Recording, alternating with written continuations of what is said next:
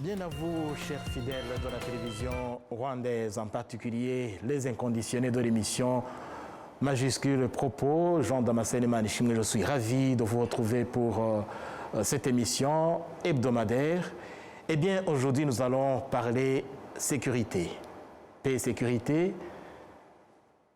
La paix, c'est plus qu'un concept. C'est le fondement même de tout développement, c'est le fondement même de toute prospérité d'un pays, d'une nation. Et nous allons revenir sur la paix, la sécurité dans la région des Grands Lacs. Et nous allons évoquer ce thème à la lumière de la conférence qui s'est tenue dernièrement à Paris, une conférence de soutien à la paix et à la prospérité dans la région des Grands Lacs organisée à Paris le 30 octobre 2025. Et pour en parler, j'ai le plaisir d'accueillir sur ce plateau Tite Gatabazi-Rutikanga. Bonjour et bienvenue à cette émission. Bonjour et merci. Tite, vous êtes juriste, vous êtes journaliste, vous êtes analyste politique, vous suivez de très près la politique de la région des Grands Lacs. Vous allez nous aider à décrypter la situation qui prévaut dans cette région.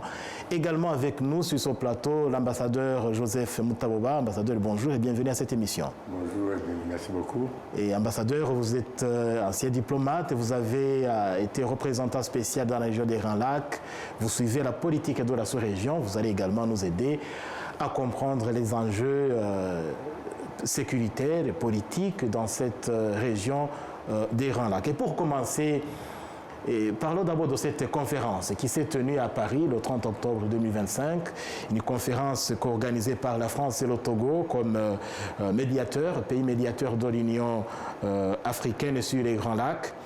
Et une conférence qui a rassemblé des représentants de près de 70 pays et organisations internationales et régionales, ainsi que des représentants d'une quarantaine d'organisations non gouvernementales et d'entreprises. Pour commencer avec vous, Tite, à multiplier des initiatives de paix telles que cette conférence de Paris. Quoi de neuf pour vous? Ce qu'il y a de neuf, c'est que c'est une conférence, en dépit de l'intitulé, c'était vraiment une conférence pour mobiliser une action humanitaire en faveur de l'Est du Congo. Oui. Donc le reste, ça n'a pas d'implication ou d'interférence dans la démarche qui est à Doha ou ce qui est à Washington. Et d'ailleurs, la conférence, comme vous faites allusion à cet aspect humanitaire, il y a eu des engagements financiers au bénéfice de la région qui s'élèvent à 1,5 milliard d'euros pour la région des Grands Lacs. Oui, mais la France a l'habitude de ce genre de conférences, de mobilisation, à la fois des pays de l'Union européenne, des pays partenaires, des agences des Nations Unies, oui, des ONG. Ils ont une expertise, ils peuvent mobiliser l'Union européenne. L'Union européenne a des fonds pour les actions humanitaires. On a vu ça pour Gaza, c'est Paris qui était à l'initiative. On le voit pour la région des Grands Lacs, c'est Paris qui prend l'initiative.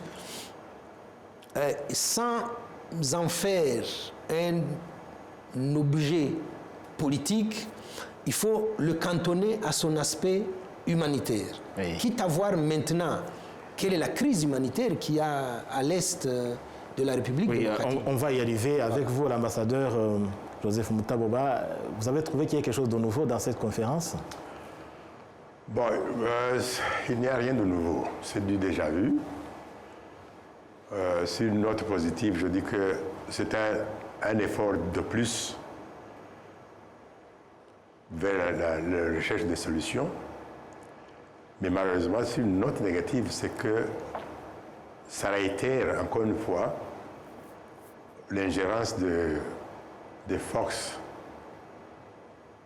qui croient, à tort ou à raison, mais surtout à tort, qu'ils connaissent mieux les problèmes d'Afrique et qu'ils ont les meilleures solutions pour ça. Comme s'ils avaient des solutions magiques. On va s'asseoir à Paris, on va chercher l'argent. D'ailleurs, ce qu'on a eu, c'est plus que ce qu'on espérait. Oui. Et puis, donc pour eux, ça fait un calmant Et on dit, oui, on a fait quelque chose. D'accord, mais ce n'est pas tout. Oui. Et il y a mieux que ça, il y a plus que ça. Et il faudrait qu'on regarde en face la situation telle qu'elle est née, telle qu'elle grandit, telle qu'elle se propage. Parce que si vous ne regardez pas le problème en face, tel que le vécu est connu par les pays ou les personnes qui sont concernées, le reste, c'est endormir les gens et c'est essayer de se faufiler dedans pour satisfaire un intérêt quelconque. Oui, cette conférence intervient alors qu'il y a déjà des initiatives qui sont en cours. Il y a Washington, il y a Doha, qui sont venus après Nairobi, Rwanda. Et où est-ce qu'on en est pour le moment, Tite? Quelle est la situation? Doha est bloqué parce que depuis la signature de la déclaration de principe, nous sommes fin juillet. Oui. Il y a eu une formule pour dire nous voulons rétablir les mesures de confiance. Il faut que les deux parties puissent se faire confiance avant que nous n'abordions les questions de fond, les causes réelles et structurelles des crises récurrentes en République démocratique du Congo. Ouais. Commençons par ce qui paraît faisable pour voir si on peut se faire confiance mutuellement. Il s'agissait de quoi? Il s'agissait de la demande insistante de l'AFC M23 de libérer les prisonniers tutsis congolais incarcérés à la DEMIAP, à Makala, à Ndolo et dans d'autres prisons cachées au motif qu'ils sont tutsis. Donc ces gens doivent être libérés. Il s'agissait de rouvrir les banques. Oui. Les banques ont été suspendues d'activité, en tout cas sur toute la partie libérée par l'AFC M23. Juste après la prise d'Ogoma. C'est une sanction contre la population et pas contre la direction de l'AFC M23. Et c'est peut-être l'un des facteurs qui aggrave cette crise humanitaire? Non, c'est pas ça. La crise humanitaire, elle a d'autres facteurs. Oui. Il s'agissait de lever la déclaration de l'Assemblée nationale qui interdisait au gouvernement tout dialogue avec l'AFC M23. Mais ça devenait caduc parce qu'ils sont à Doha. Oui. Donc il faut que le Parlement se réunisse pour se dédire. Ça n'est toujours pas fait. Parmi les mesures de rétablissement de confiance, il y a quand même des têtes qui ont été mises à prix. 5 millions de dollars, celui qui va capturer Corneille Nangaa, 5 millions de dollars pour celui qui va nous ramener le général Makenga avec mort ou vif. des condamnations à mort qui ont été prévues. Voilà. Aussi. Il y a eu des condamnations et des confiscations de biens de M. Corneille Nangaa. Oui. Donc, reprendre ça et y revenir aurait pu mettre la délégation de l'AFC M23 en confiance. Kinshasa n'a jamais bougé sur ça. Mais ce qui est très grave, c'est que le dossier des prisonniers politiques, des Tutsis congolais, a été remis au CICR. Et Kinshasa est en train de balader le CICR sans dire, parce qu'il y a une liste de plus de 700 personnes. Oui. Le Qui minimum, doivent être libérés. ceux qui sont connus. C'est plus de 700. Et cette liste a été remise à la médiation.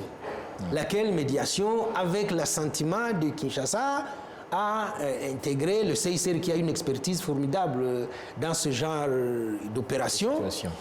Mais jusque-là, le CICR ne donne pas signe de vie de ces Tutsis congolais incarcérés à gauche et à droite dans la ville. On ne sait pas s'ils sont en vie ou bien s'ils...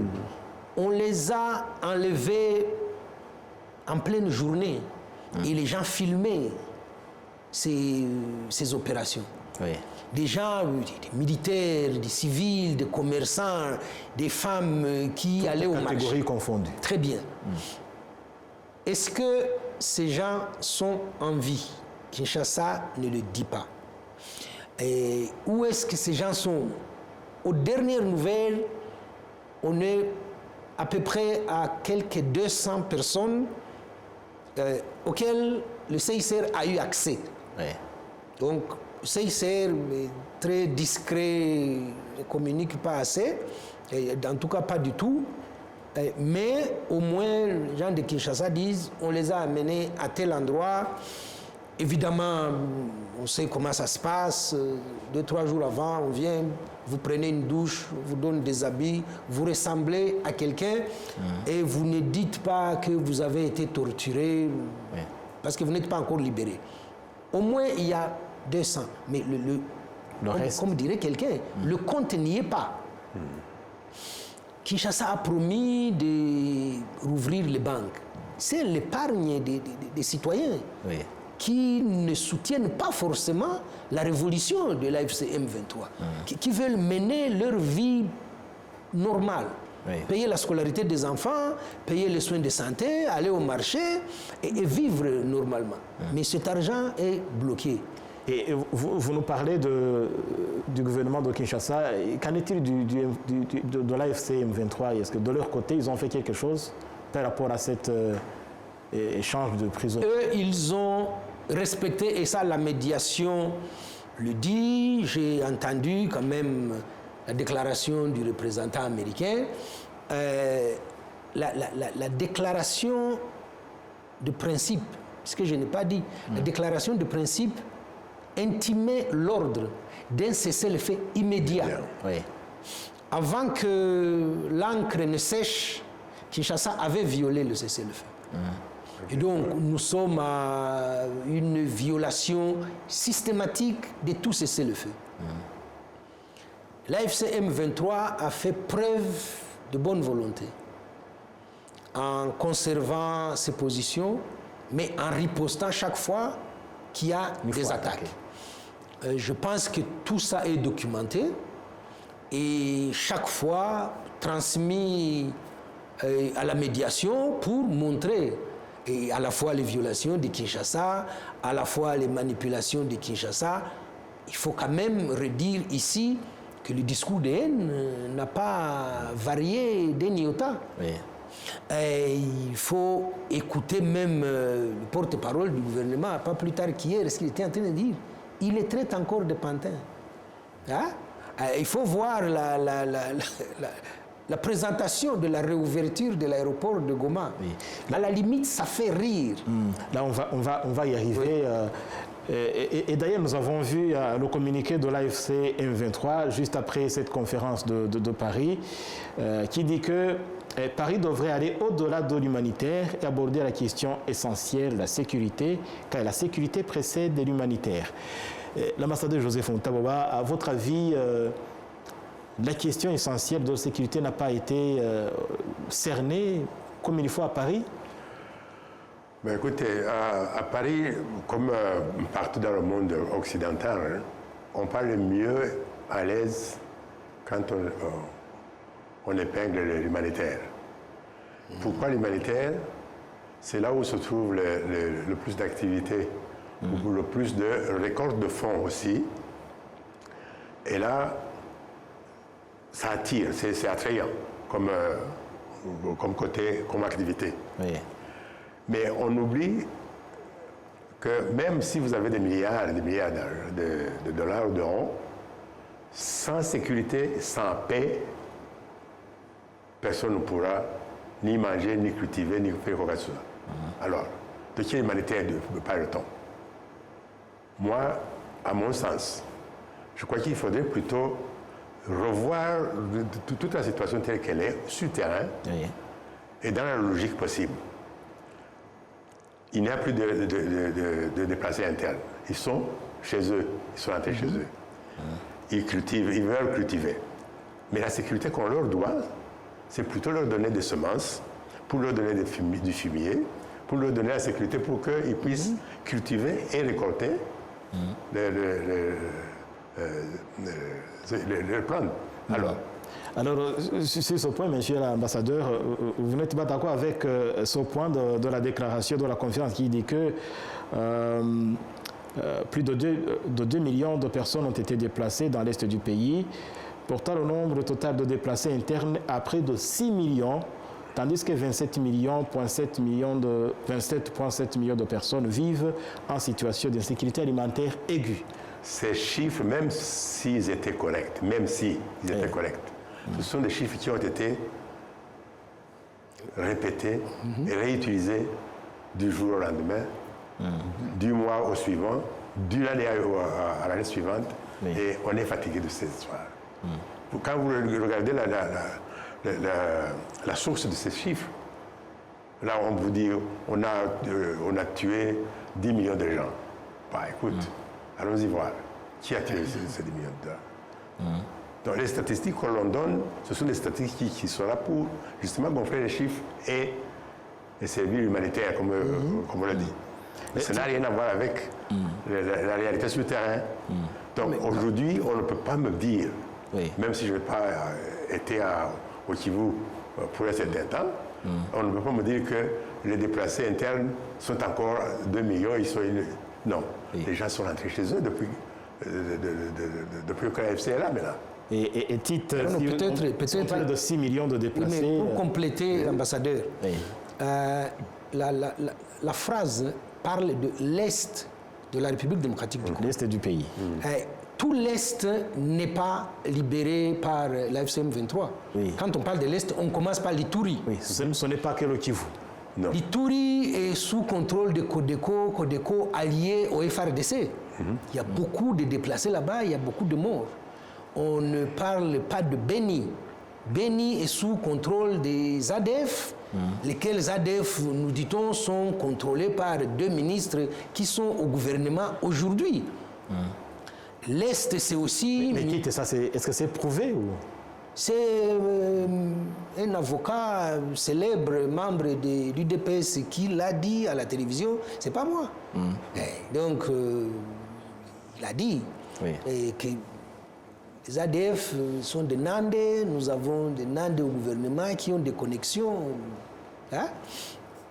avec les ADF, et ils sont au gouvernement. Voilà. Mais quand on parle de l'Est et des déplacés, le gouvernement continue à bombarder Minembwe.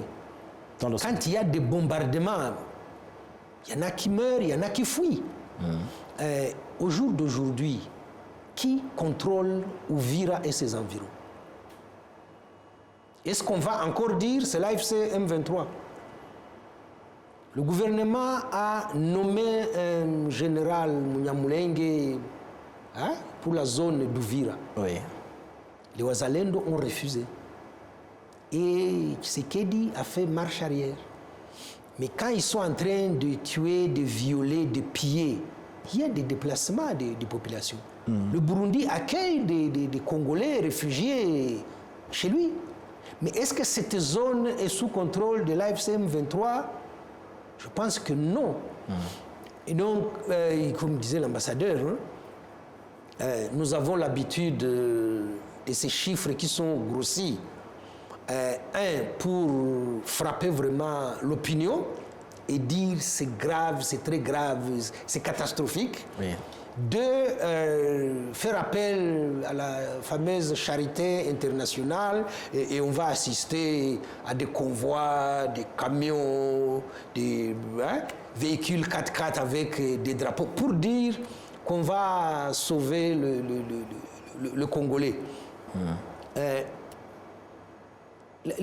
Moi, l'initiative me convient parce qu'en discutant avec les gens à Goma, ils disent, ils sont conscients, ils sont lucides, ils connaissent, ils ont l'habitude maintenant des manipulations depuis qu'ils ont quitté Bunagana, arrivé jusqu'à Bukavu.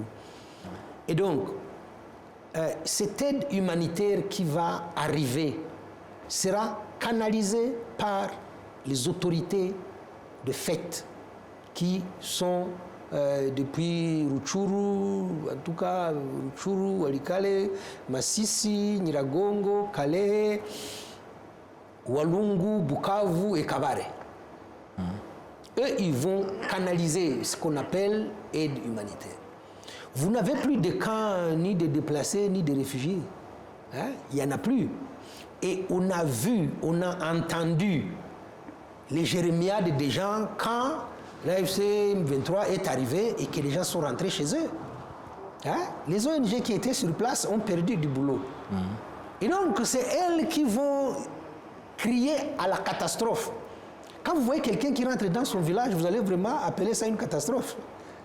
Maintenant qu'ils ont la sécurité, maintenant qu'ils peuvent vaquer librement à leurs occupations, que les enfants vont à l'école,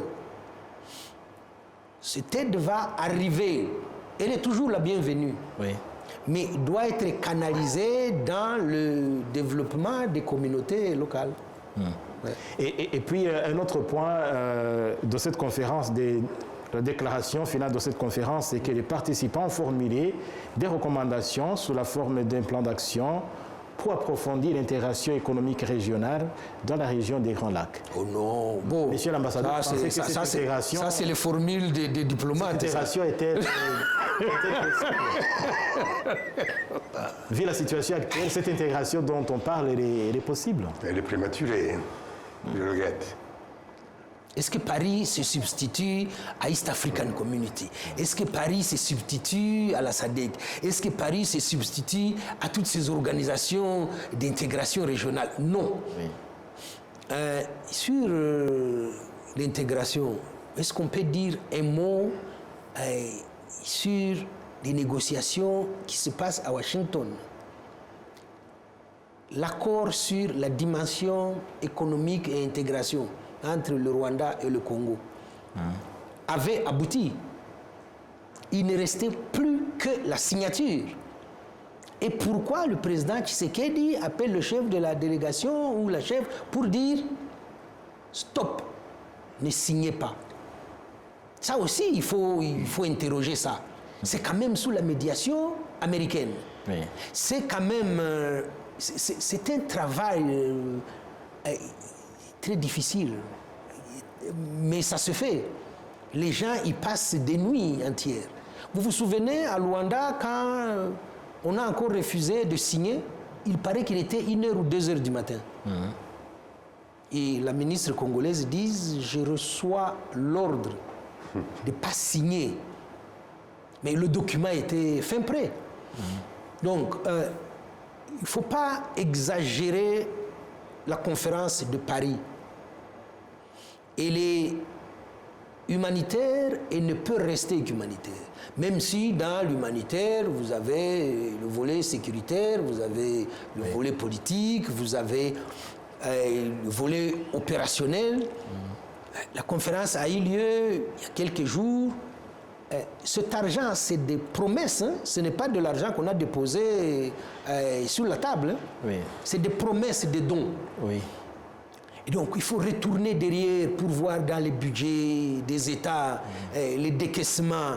On met ça à disposition de qui? Ce sont des engagements pris. C'est des engagements, mais parfois, on répète les engagements de l'année dernière qu'on reconduit. Même là, ne pensez pas qu'à Goma, on s'attend à ce qu'on leur donne un chèque. Ça va prendre le temps, à la fois de la mobilisation de fonds, des décaissements, et de voir à qui on remet ces fonds. Est-ce qu'on les remet aux Nations Unies? Est-ce qu'on les remet à l'Union européenne? Est-ce qu'il y aura un consortium d'ONG qui va gérer ça? Comment on va répartir? Quels sont les plans d'action de ces ONG? Qui vient intervenir dans le secteur de la santé, dans le secteur des infrastructures, dans le secteur... Qui? Donc il y a un cadre qui reste à déterminer. Il faudra déterminer ce cadre. Mais on ne pourra pas déterminer ce cadre sans consultation avec les autorités de Goma. Oui, et on allait y arriver avec ce point concernant l'aéroport de Goma. La conférence a acté d'œuvrer à la réouverture de l'aéroport de Goma dans les prochaines semaines pour des vols humanitaires de jour et de petits gabarits. Est-ce qu'ils ont regardé l'état dans lequel se trouve l'aéroport de Goma et c'était au moment opportun? Écoutez, pour ce pays, la RDC, le Zaïre d'antan, l'histoire se répète. Comment? l'histoire se répète. En 1994, on a demandé au président Mobutu d'accueillir les forces de ex-FARC Interahamwe qui venaient de commettre le génocide au Rwanda. Avec l'aide de la France, des troupes françaises, ils ont été accueillis et installés à la frontière. Massivement mélangés avec les citoyens tout le monde. Ce qui a suivi, et ça, c'est ça que je dis que l'histoire se répète, il ne faudrait pas que les gens soient aveuglés par le temps ou par de beaux discours. Les avions qui ont atterri à l'aéroport de Goma à ce moment-là, les avions qui ont atterri n'apportaient pas nécessairement l'humanitaire dont ils parlent aujourd'hui. C'était des armes. Oui. Ça, ce n'est un secret pour personne. C'est connu. Et eux-mêmes le savent. Cette activité continue, d'armement continu, des mêmes forces négatives, des mêmes forces génocidaires, je dis que l'histoire se répète. Aujourd'hui, on fait exactement la même chose. Vous ouvrez cet aéroport, on va voir. Vous l'appelez avant la prise de Goma. On parlait de l'ouverture de l'aéroport. Oui. Qu'est-ce qu'on avait découvert à l'aéroport de Goma? Tout ce l'armée. L'arsenal de guerre qui était là, qui visait pas seulement pas nécessairement les AFC ou bien M23, mais qui visait le Rwanda. Ça c'était connu et c'est vu, c'est prouvé. Quand on a découvert tout ceci, on a dit niet, vous êtes en train de nous rouler dans la farine. C'est pas possible. Alors aujourd'hui, on parle de la réouverture de l'aéroport de Goma. Mais l'objectif est connu. Les discussions qui se font au niveau diplomatique, au niveau bilatéral, entre les différents pays, etc., disent que si réellement vous avez besoin d'acheminer l'aide humanitaire, les médicaments, de tout, vous pouvez même atterrir à l'aéroport de Gisenyi, à côté. Le Rwanda qui a donné accès aux mercenaires pour rentrer chez eux peut même donner accès à ces avions pour atterrir, que ce soit à Gisenyi, que ce soit à Cyangugu, que ce soit à Kigali, partout c'est possible. Mais pourquoi insister sur l'aéroport de Goma? Et pourquoi le dire sans même consulter ceux qui sont sur place? Et justement, c'est ce que j'allais vous demander, à titre, comment comprendre cette résolution qui concerne l'aéroport de Goma, alors que ceux qui contrôlent la région n'ont pas été consultés, en tout cas ils n'étaient pas représentés. Comment comprendre cela? Mais comment comprendre? C'est qu'il y a du paternalisme dans ce discours. Moi je veux l'aéroport de Goma, ouvrez-moi ça tout de suite.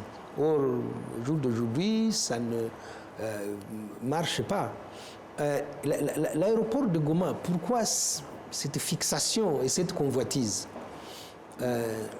Les troupes de la SADC, il faut quand même rappeler l'histoire comme dit l'ambassadeur. Les troupes de la SADC devaient quitter Goma par l'aéroport. 3 chefs d'état-major des pays de la SADC sont venus voir le général Makenga à Goma. C'était le premier acte international de reconnaissance de l'autorité de fait à Goma. Eux qui sont militaires et qui connaissent la chose mieux que nous, ont dit que l'aéroport était impraticable en l'état. Parce qu'il y a pléthore d'armements à l'aéroport de Goma. Des combats, ce n'est plus un aéroport civil. C'est un espace où il y a pléthore d'armements. Il y a des armes. Ça veut dire que vous pouvez trouver des mines antipersonnelles à l'aéroport de Goma. Ça veut dire qu'un avion qui s'aventurerait à descendre à Goma peut exploser. Pas du fait de l'AFC M23, mais du fait des armes abandonnées sur place. Et donc, depuis Paris, dire on veut l'aéroport de Goma, moi je veux bien qu'on soit charitable. C'est, même si il paraît que le chemin qui va vers le ciel, je ne l'ai jamais pratiqué. Il est pavé de bonnes intentions. est-ce qu'on ne peut pas acheminer de l'aide par voie routière? Il y a beaucoup de camions qui peuvent faire ce travail-là. Pourquoi l'aéroport de Goma? Moi, je suis convaincu d'une chose. Il fallait caresser Tshisekedi dans le sens du poil. Dans toutes les déclarations avec l'interprétation qu'ils ont des textes qui proviennent des différentes médiations, ils parlent beaucoup de la souveraineté, le rétablissement de la souveraineté sur tout le territoire. Et donc, l'aéroport de Goma faisant partie de cette fameuse souveraineté, on a entendu le porte-parole du gouvernement dire la réouverture se fera avec l'accord du gouvernement congolais. Mais c'est une aberration. Vous ne contrôlez pas cet endroit. Vous ne contrôlez pas. Et ils peuvent descendre à Beni, je crois que là, il y a le gouvernorat provisoire. Ils ne peuvent pas descendre à Kavumu, ça c'est Bukavu. Ils ne peuvent pas descendre à Goma. Mais c'est une manœuvre pour tordre le bras à l'AFC M23 qui ne va pas se laisser faire. Ils l'ont déclaré. Je disais tantôt que même c'était d'humanitaire. Il faudra d'abord consulter les autorités de Goma. Il y a un conseiller politique ou spécial du représentant de l'Union européenne pour la région des Grands Lacs, qui est en tournée dans la région et qui est passé par Goma. On a vu le sous-secrétaire général des Nations Unies à l'action humanitaire, qui est passé à Goma. Tous ces gens viennent tâter la réalité de terrain avant de convoyer le riz, les haricots, les pommes de terre et les couvertures et tout ce que vous voulez. Donc, ça va prendre du temps. Ne donnons pas à la conférence de Paris les attributions qui ne sont pas les siennes. Toute raison gardée, ce n'est pas ni ce mois-ci, ni en décembre, ni en janvier que c'était va arriver. Ça prendra du temps, de l'énergie et de la mobilisation. Mais entre-temps, Doha prend de l'eau, Washington est bloqué et Kinshasa continue avec les mercenaires, continue de bombarder en tout cas Minembwe massivement et les positions de l'AFC M23 et abandonne quasiment les gens de Beni, Lubero. L'Ituri, n'en parlons plus, c'est des populations sacrifiées, abandonnées. Mais il n'y a qu'une fixation, c'est Goma. Ce que les gens ne savent pas, c'est que le rapport du Bureau conjoint des Nations Unies intégré à la MONUSCO, la partie respect des droits de l'homme, indique clairement que les zones sous contrôle de l'AFC M23, il y a une violation minime des droits de l'homme.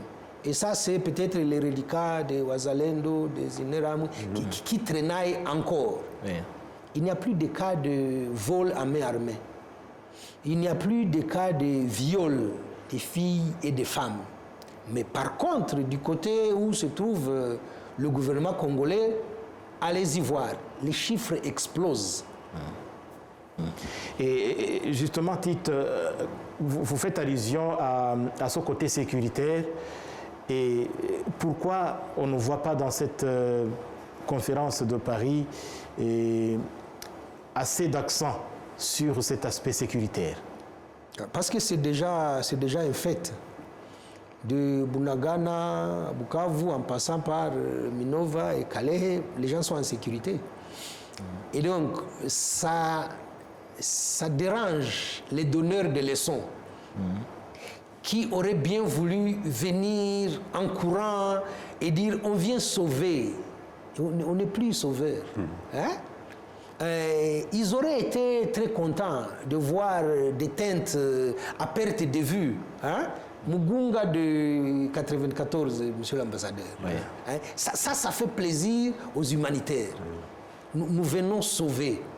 Vous n'avez plus les teintes de Mugunga. Kibumba, il n'y a plus de teintes. Panzi, il n'y a plus de teintes. Massissi, on est en train de cultiver aujourd'hui. L'AFCM 23 réhabilite les routes de desserte. Tous ceux qui viennent se promener à Goma, ils sont éblouis par le degré de sécurité qu'il y a. Et donc, quand vous avez la sécurité, quand vous avez la population qui va à ses occupations, il n'y a pas assez d'espace pour l'humanitaire. Et donc, il faut arriver à Paris en essayant d'exagérer un peu, en grossissant les chiffres, on l'a dit, pour pouvoir venir. Une chose est de venir à Goma et les environs, une autre chose est de dicter ce pourquoi on est venu. Et on sait depuis la nuit des temps que dans l'humanitaire, il y a toujours un agenda caché. C'est cet agenda-là qui créera des problèmes encore, comme l'ambassadeur vient de le dire. Et toujours sur ce point sécurité, monsieur l'ambassadeur, pourquoi les menaces à la paix, à la sécurité de l'Est de la RDC, de toute la région, qui sont des facteurs de cette crise humanitaire dont on parle, pourquoi ces menaces ne sont pas suffisamment évoquées d'après vous? Bon, écoutez, ce sont les mêmes raisons qui créent les mêmes problèmes. Si vous regardez même le communiqué final de la conférence, nulle part, du premier mot jusqu'au dernier, nulle part est mentionné le mot FDLR.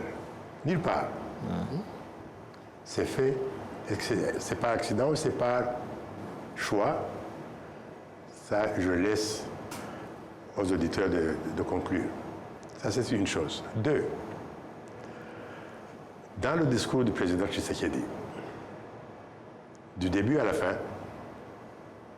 je n'ai pas entendu parler de FDLR, sauf quand il a mentionné la résolution du Conseil de sécurité 2773. 73, Et maintenant, si nous nous projetons tous sur Paris, je ne ferai que rappeler à Paris que le nombre de résolutions tablées par la France en tant que membre du Conseil de sécurité qui est chargé de cette paix et sécurité internationale, le nombre de ces résolutions qui ont été tablées et votées par le Conseil de sécurité, mentionnées et mentionne encore toujours, et vous se répète, vous se renouvelle chaque année, pour dire désarmer les FDLR. Ça, vous pouvez les consulter, tout le monde peut se rappeler. Mais aujourd'hui, à Paris, personne ne parle de ça. Toutes ces résolutions sont devenues lettres mortes. Même en s'y référant, les chefs d'État ont cette timidité de les mentionner. On mentionne 27 et 73 parce que ça date d'hier. Oui.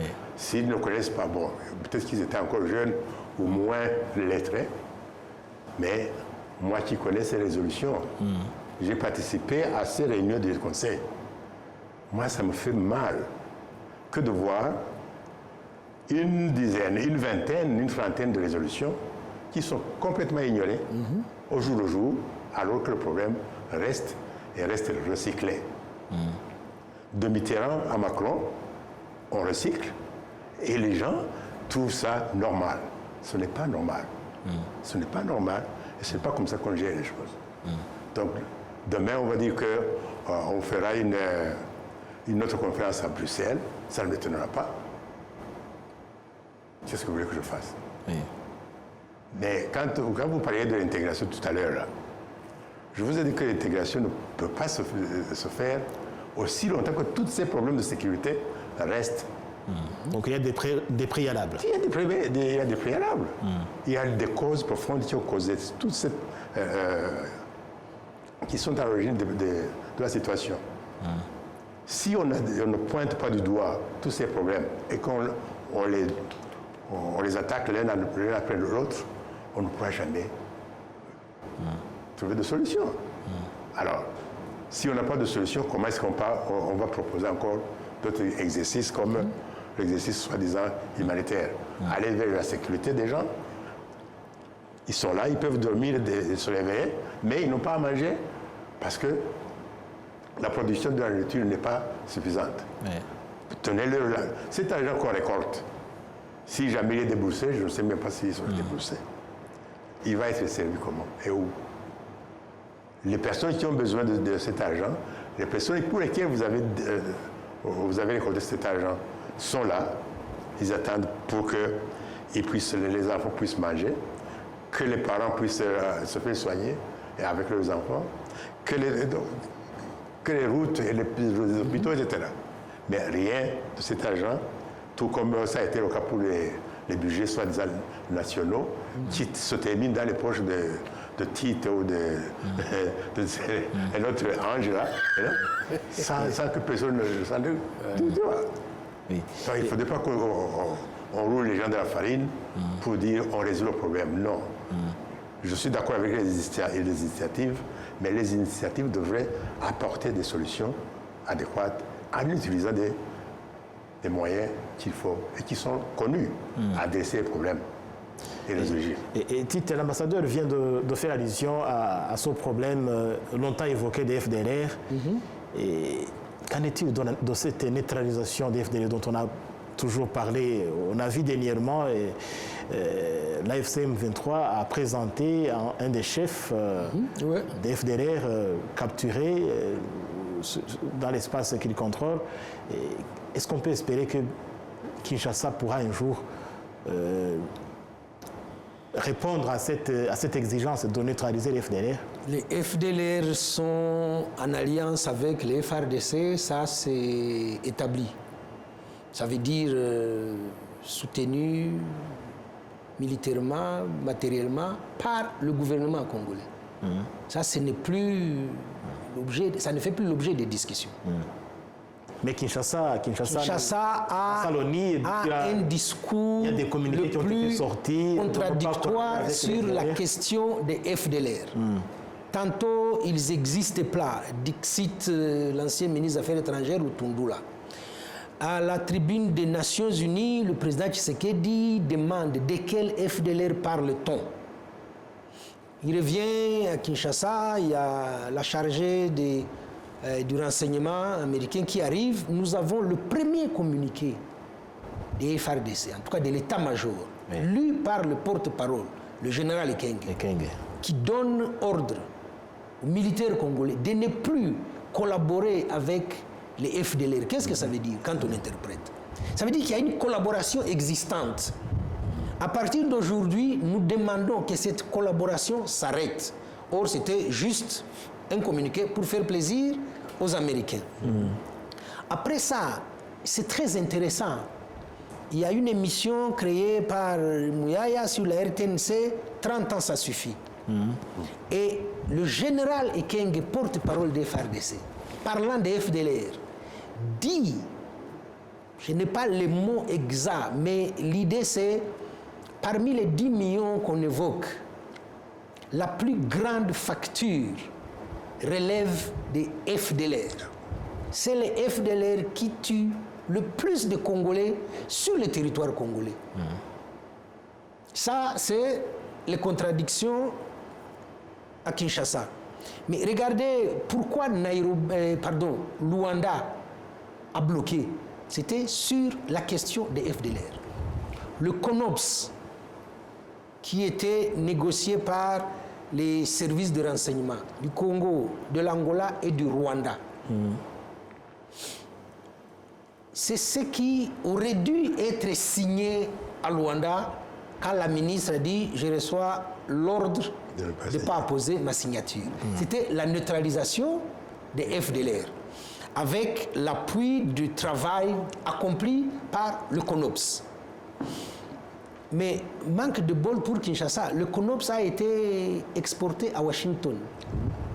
Washington exige dans les mêmes termes la neutralisation des FDLR. Et c'est là que ça chope. Mais il y a une autre dimension sur le plan politique. Oui.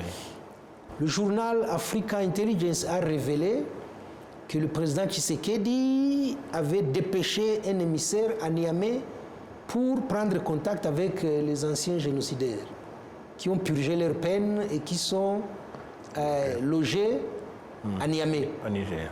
C'était pourquoi? C'était pour former l'aile politique des FDLR. Ça veut dire que Kinshasa assume d'avoir la branche militaire et maintenant il lui faut la branche politique. Pourquoi faire? C'est pour attaquer le Rwanda, ça n'a pas de discussion là-dessus. La semaine dernière, nous apprenons par le même journal que l'un des fils Habyarimana est devenu quasi permanent à Kinshasa. Et que les discussions portent sur comment réorganiser, réorienter, à la limite, changer de nom au FDLR, le rebaptiser autrement en conservant l'idéologie et l'objectif d'attaquer le Rwanda. Quitte à avoir l'aile politique incarnée par le fils Habyarimana, dont le père porte la responsabilité du génocide contre les Tutsis. Si moi je suis au courant de ça, vous allez me dire que toutes les chancelleries occidentales ne le savent pas, ils ne lisent pas le même journal. Mais comme dit l'ambassadeur, Oui. au sein de la conférence, il n'y en a pas un qui a eu le courage de dire « Les amis, nous avons un problème très sérieux. » Parce que l'alliance entre le gouvernement congolais et le FDLR ne s'arrête pas sur le territoire congolais. Cette alliance va jusqu'à Bujumbura. Cette alliance a des ramifications jusqu'en Occident. Je ne vous parle pas des associations belges qui mobilisent de l'aide et qui viennent soutenir les FDLR.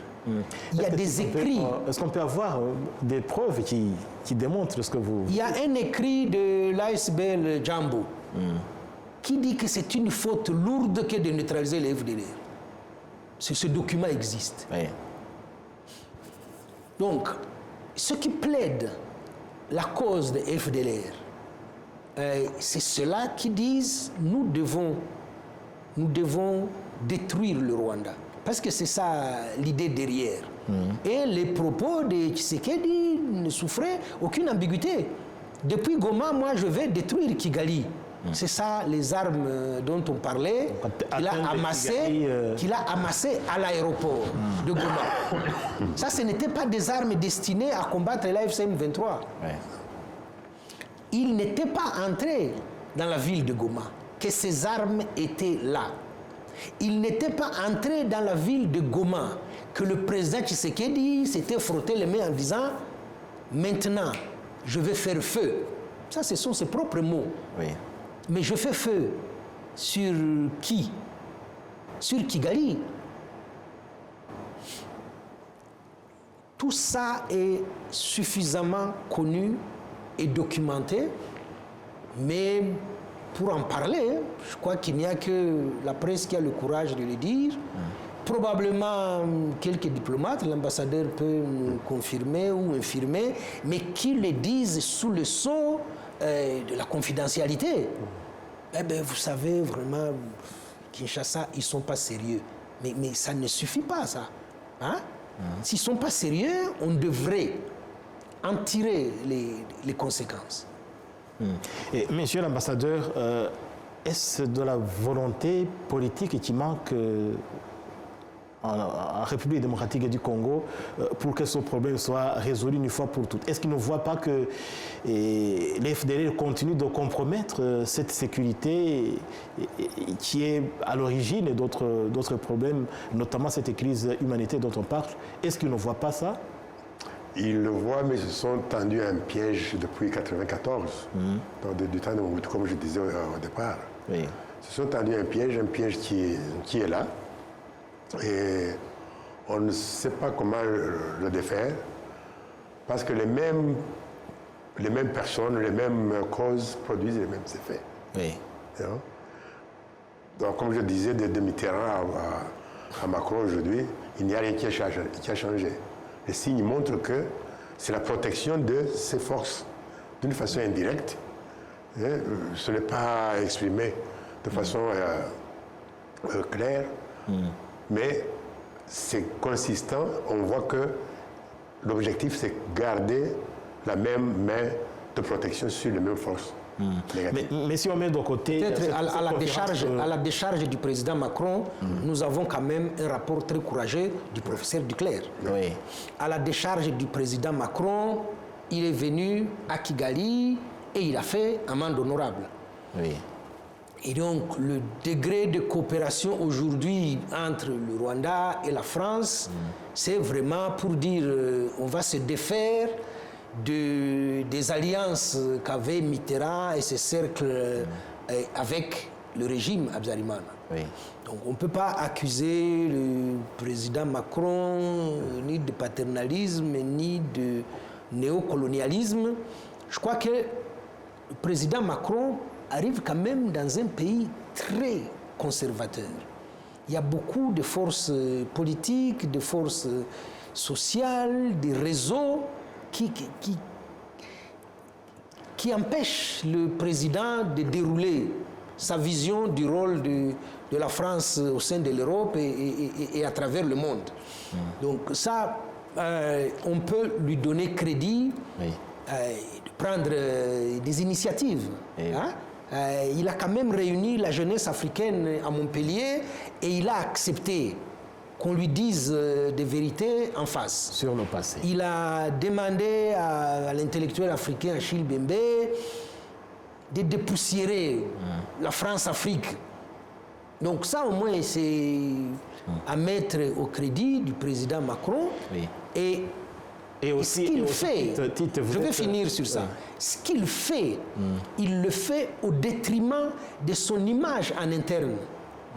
Il accepte de prendre ce risque, quitte à perdre des élections, mais de dire je veux un discours de vérité qui est à l'avantage de la France et de ses relations. Oui. Mais beaucoup de Français ne le comprennent pas comme ça parce qu'ils sont encore dans ces petits jeux d'intérêt.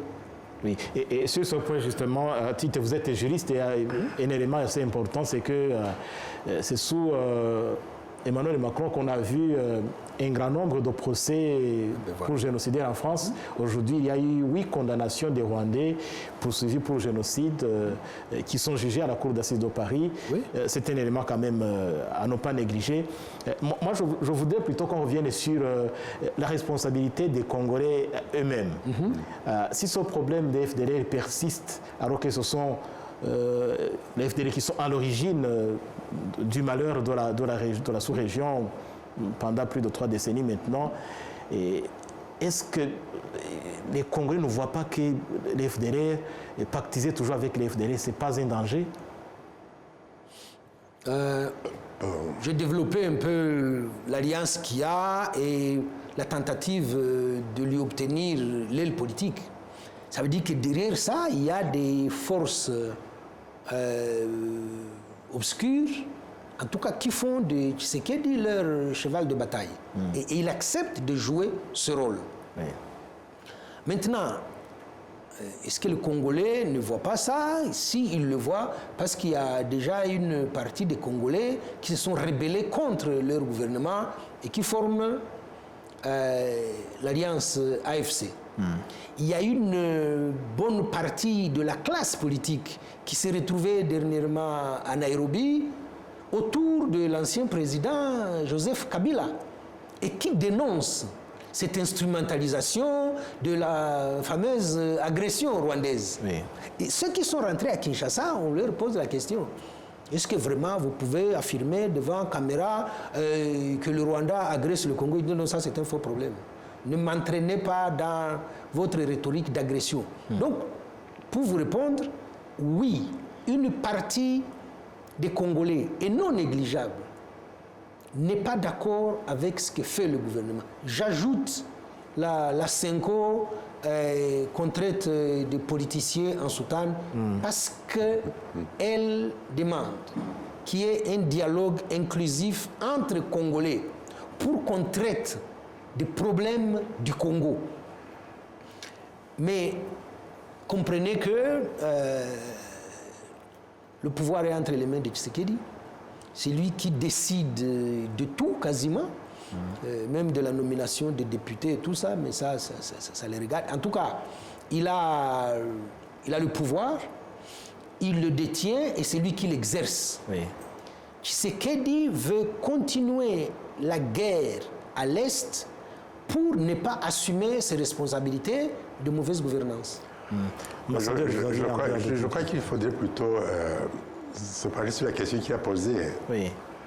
Il est vrai que du côté des relations que nous connaissons entre l'Europe et l'Afrique, entre la France et le Rwanda, entre la France et le Congo, etc., il y a des améliorations nettes. Oui.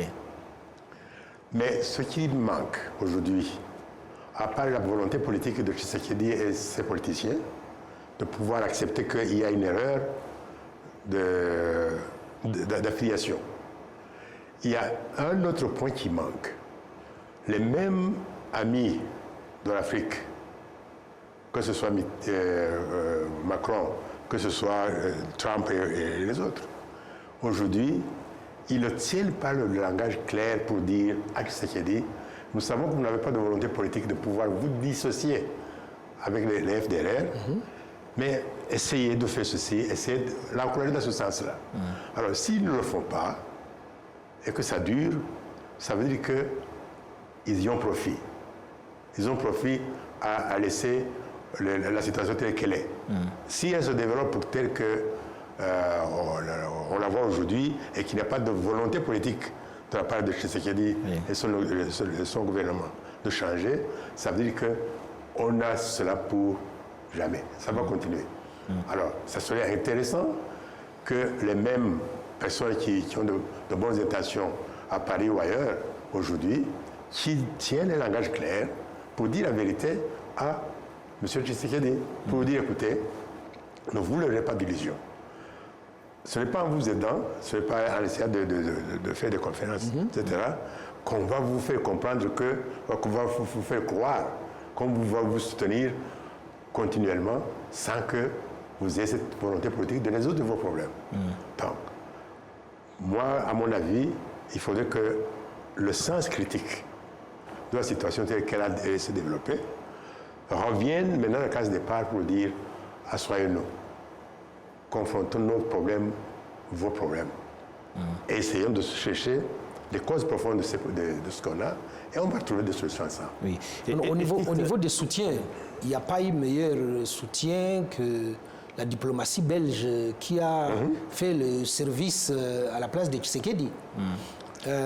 On peut relever quand même l'audition du ministre belge des Affaires étrangères, Maxime Prévost, à l'Assemblée nationale, chez lui, où il parlait de la relation très difficile, en tout cas devenue compliquée, avec le président Tshisekedi.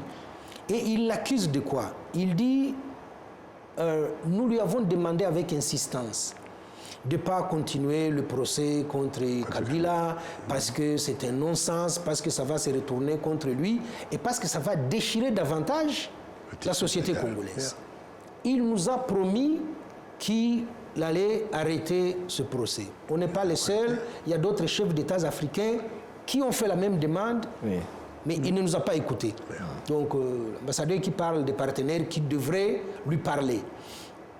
Le ministre continue en disant « Nous avons insisté auprès de Tshisekedi pour que le dialogue demandé par la Senko et les églises protestantes puisse avoir lieu. c'est lui qui bloque ce dialogue. Et j'ai dit tantôt que ces sbires traitent les prêtres et les politiciens en soutane. Le ministre dit devant les députés, si Doha bloque, nous avons des éléments factuels de la mauvaise volonté de Tshisekedi. Et donc, un peu comme pour dire aux députés, je suis fatigué de parler à Tshisekedi. Il accepte, il vous écoute, il vous promet, il ne fait jamais rien. Et donc, si un soutien aussi qui me paraissait indéfectible à l'époque jette l'éponge, c'est dire ceux qui ne font pas de déclarations devant la presse, comment ils sont épuisés de parler à Tshisekedi. Oui, merci Tite. On est obligé de clore l'émission. Et espérons que quand même toutes ces initiatives de paix qui existent déjà vont permettre à la région des Grands Lacs de respirer et la paix. Tite Gatabazi, juriste, journaliste, analyste politique, merci d'avoir accepté. C'est moi qui vous remercie. Et ambassadeur Joseph Mutaboba, merci aussi d'être avec nous dans cette émission Majuscule Propos. C'était un plaisir. Et à vous, chers inconditionnels de l'émission Majuscule Propos, merci de suivre la télévision rwandaise. Jean Damascène Manishimwe, j'aurai le plaisir de vous retrouver très prochainement pour un nouveau numéro de l'émission Majuscule Propos.